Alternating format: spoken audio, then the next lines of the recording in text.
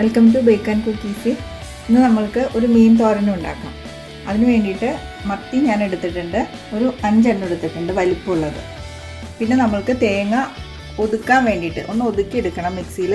അപ്പോൾ അതിന് വേണ്ടി മഞ്ഞൾപ്പൊടി, മുളക് പൊടി, വേപ്പില ഇത്രയും ചേർത്തിട്ടുണ്ട്. ഒരു ടീസ്പൂൺ മുളക് പൊടിയാണ് ചേർത്തേക്കുന്നത്. പിന്നെ ചെറിയുള്ളി ഒരു 15 എണ്ണം ചെറുതായിട്ട് അരിഞ്ഞ് വെച്ചിട്ടുണ്ട്.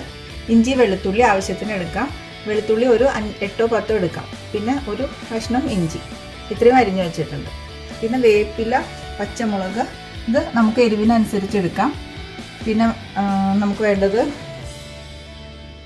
കൊടംപുളി നമുക്കൊരു 4 എണ്ണം, 4 or 3 അത് പുളി അനുസരിച്ച് എടുത്തിട്ട് വെള്ളത്തിലിട്ട് വെച്ചിട്ടുണ്ട്.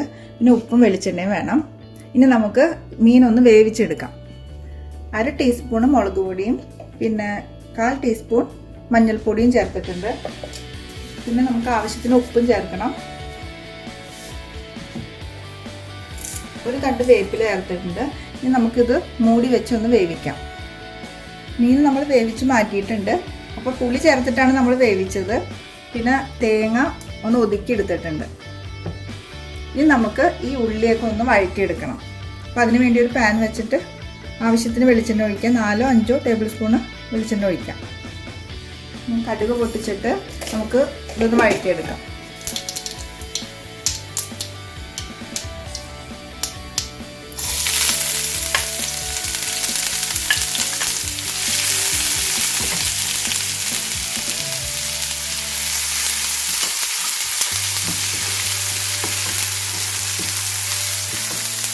നമുക്ക് ഈ മീനിൻ്റെ മുള്ളെല്ലാം മാറ്റി നമുക്ക് അതിൽ നിന്ന് അടർത്തിയെടുക്കണം.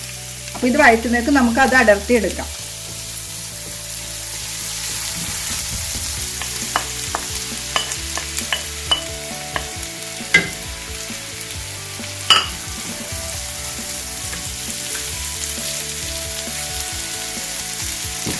നന്നായിട്ടൊന്ന് വഴറ്റിയെടുക്കണം. എന്നിട്ട് നമുക്ക് തേങ്ങ ഒതുക്കിയത് ചേർക്കാം.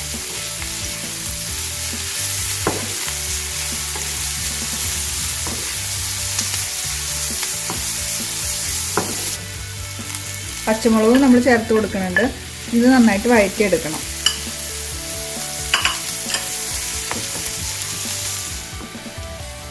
ഇപ്പോൾ നന്നായിട്ട് വഴറ്റി കഴിഞ്ഞിട്ടുണ്ട്. ഉള്ളിയും ഇഞ്ചിയും എല്ലാം നന്നായിട്ട് വഴറ്റി വന്നിട്ടുണ്ട്. ഇനി നമുക്ക് തേങ്ങ അതിലേക്ക് ചേർക്കാം. തേങ്ങ ഒന്ന് ഒതുക്കിയെടുത്താൽ മതി.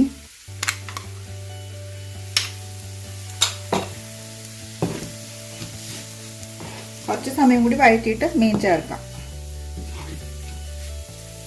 മീൻ നമ്മൾ മുള്ളൊക്കെ കളഞ്ഞെടുത്ത് വെച്ചിട്ടുണ്ട്.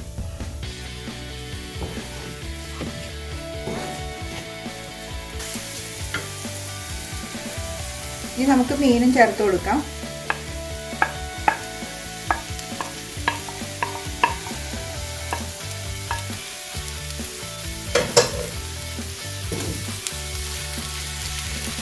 വേപ്പില ചേർക്കാം.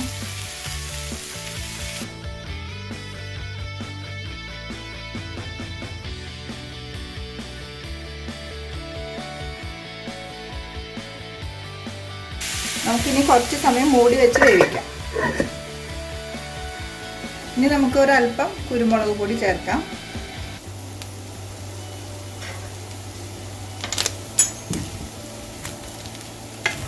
നന്നായിട്ട് മിക്സ് ചെയ്യാം. നമ്മളിത് ഇടയ്ക്കിടയ്ക്ക് ഇളക്കി കൊടുക്കണം, അല്ലെങ്കിൽ ചിലപ്പോൾ അടിയിലൊക്കെ പിടിക്കും.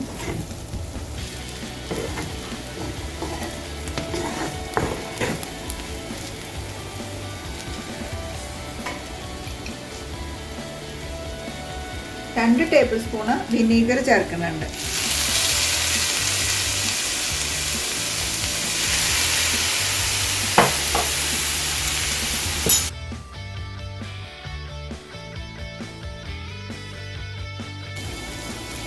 ഇപ്പം നമ്മളുടെ മീൻ തോരൻ റെഡി ആയിട്ടുണ്ട്. ഇനി നമുക്കൊരു പ്ലേറ്റിലേക്ക് മാറ്റാം. നമ്മളുടെ മീൻ തോരൻ റെഡി ആയിട്ടുണ്ട്. അപ്പോൾ നല്ല ടേസ്റ്റി ആയിട്ടുള്ള തോരനാണത്. അപ്പോൾ എല്ലാവരും ഇത് ഉണ്ടാക്കി നോക്കണം. ഇഷ്ടപ്പെട്ടാൽ ലൈക്ക് ചെയ്യണം, ഷെയർ ചെയ്യണം, സബ്സ്ക്രൈബ് ചെയ്യണം.